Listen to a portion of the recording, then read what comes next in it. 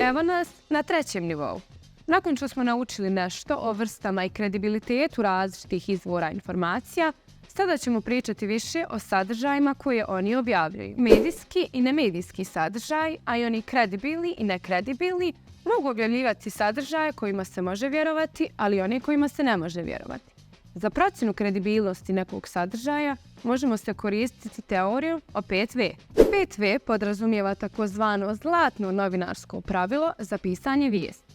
Prema tom pravilu, svaka potpuna informacija bi trebala da odgovori na 5 pitanja koje u engleskom jeziku počinju slovom V.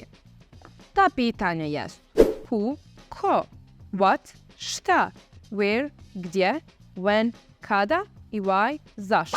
Dakle, kada čitamo neki članak ili sadržaj koji ima za cilj da informiše, u njemu pronalazimo odgovore na ova pitanja. Taj sadržaj nam mora reći šta se, kada, gdje i zašto dogodilo, te ko je subjekt događaja.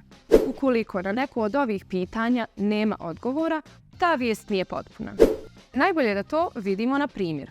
Hajdemo pogledati vijest o usvajanju jedne odluke u Zeničko-Dobojskom kantonu.